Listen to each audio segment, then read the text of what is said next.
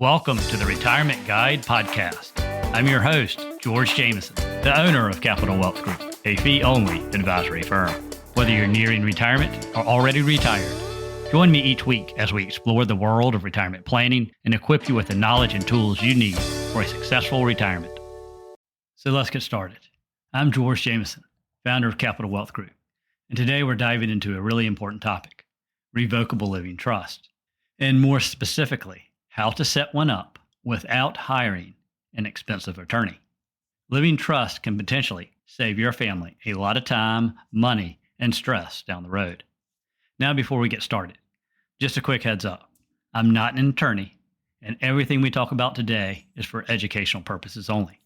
If your situation is more complicated, like if you have multiple properties in different states, a large estate over the federal tax limit, or if you're thinking about setting up an irrevocable trust or a Medicaid asset protection trust, it's a good idea to work with an experienced estate attorney. But for today, we're talking about a basic living trust for those who own a home, maybe have some investments, maybe a local rental property or two.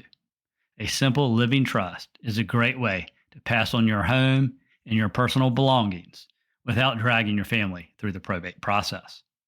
Today, I'm talking about a very simple living trust.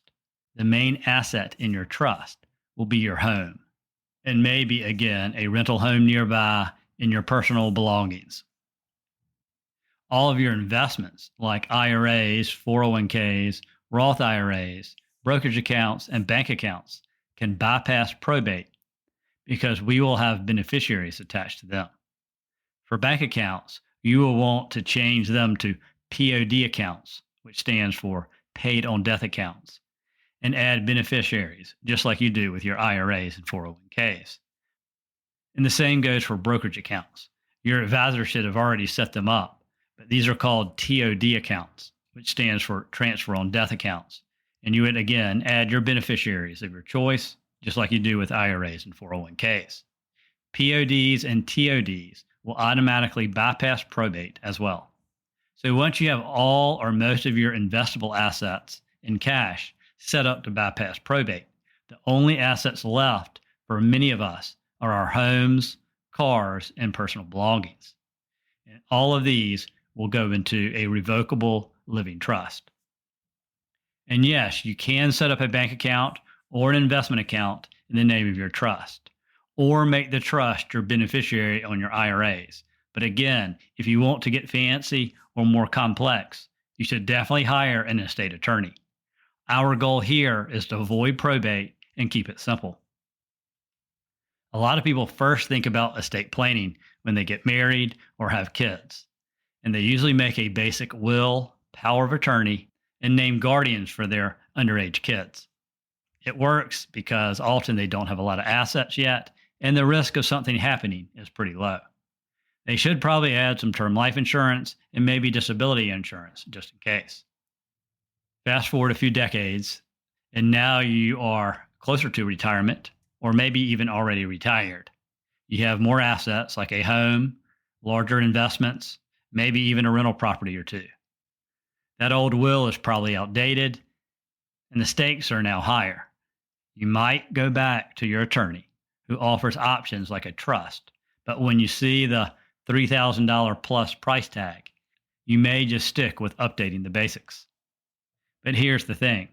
When you pass away, anything without a named beneficiary is going through probate, even if it's just your home. Probate can be a headache, expensive, slow, and very public.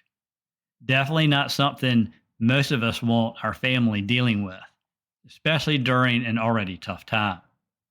So let's talk about probate. It can take up to a year or longer, often with high lawyer fees, which can eat into your estate. And again, it's all public, meaning anyone can see what's in your estate. This process can cause unnecessary stress, family arguments, and delays. And even if you have a will, everything still has to be approved by a judge. So there really isn't a guarantee things will go exactly as planned. This is where a simple living revocable trust comes into play. It can help you avoid probate altogether. Now, why don't more people set up trusts? Honestly, it's the cost of hiring an attorney, and most people think it's too complicated to do themselves.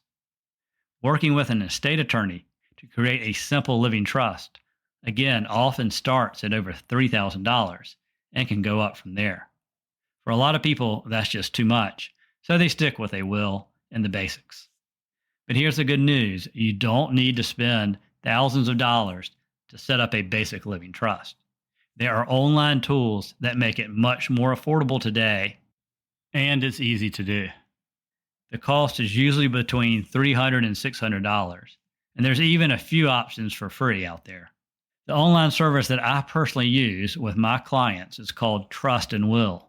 The reason I like Trust and Will is that I can actually help my clients through the process and see their progress in real time. It's user-friendly, and you can get live support if you need it. Plus, it is still way cheaper than hiring an attorney. And no, I'm not getting paid at all to say this. It's just what I recommend for a simple, affordable solution. So if you're thinking about setting up a simple living revocable trust to keep your home and maybe a few other assets from probate, I'll walk you through how to do it step by step using Trust and Will, which will basically be the same for any website. So let's get started. First, you go to the Trust and Will website and check out their estate planning options. I recommend reading their material to get familiar with living trusts and to make sure this is the right fit for you. If it is, the next step, choose your trust. Decide which type of trust you need. They offer individual trust for about $500 and couples trust for about $600. If you're single, I'd recommend the individual trust. If you're married, I recommend the couples trust. If you got a more complex situation, though, you will definitely want to hire an attorney. And then step 3, create your account. Sign up on the platform. You'll need to provide some basic information like your name, date of birth, info about your spouse and kids, and then you'll make a one-time payment. I like that there are no subscription fees here. The package includes several important documents: a revocable living trust, pour-over will, advanced healthcare directive, certification of trust, schedule of assets, HIPAA authorization, and power of attorney. Plus, you get 1 year of estate planning updates are included in the one-time payment. And then step number 4, you fill out a questionnaire. Trust and Will walk you through a questionnaire about your assets, beneficiaries, and how you want your estate handled. This is a key step because it customizes the trust to fit your needs. Then number 5, customize your trust. You can tailor the trust to your situation, but please try to keep it simple, like naming guardians for your kids or pets, specifying any specific gifts, and laying out healthcare wishes. The platform does offer guidance as you go, and they also include a pour-over will, which acts as a backup for any assets that don't make it into the trust during your lifetime. However, the assets that don't make it into your trust will still have to go through probate. And then number 6, review everything. Once you've completed the questionnaire, review your trust documents. If you need extra help, Trust and Will offers live support or even an attorney review for an additional fee. Then number 7, print and sign. After reviewing, print out the documents and sign them in front of a notary. Depending on your state, you may need a witness as well. This step makes everything legally binding. Then number 8, fund the trust. This part involves transferring your assets into the trust. For example, you'll need to retitle your property in the name of the trust. Trust and Will gives you a trust funding guide to help you through this process. If you're dealing with more complex assets, like possibly an LLC, multiple properties in various states, or if your estate is above the federal tax limits, you should definitely hire an estate attorney. And then number 9, store your documents. Make sure to keep your signed trust documents in a safe spot and let your trustee and successor trustees and any key people know where to find them. By following these steps, you'll have a solid living trust set up through Trust and Will or whatever website you decide. This can help avoid probate and ensure your assets are distributed the way you want. So next week, we'll keep the conversation going about living trust. I'll dive into common mistakes to avoid, how to transfer assets like your home and personal belongings, and tips on choosing trustees and successor trustees. We'll also talk about what shouldn't go into a trust and different ways to set up your assets for distribution. Thanks for listening and have a great day. Thank you for tuning in to this episode of The Retirement Guide. If you enjoyed this episode, please subscribe and leave a 5-star review to help others discover the show. For questions, ideas, or discuss your retirement plan, reach out to me, George Jameson, at Capital Wealth Group.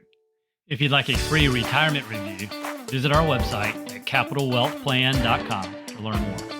Thank you for listening. Stay tuned for more insightful retirement planning in future episodes.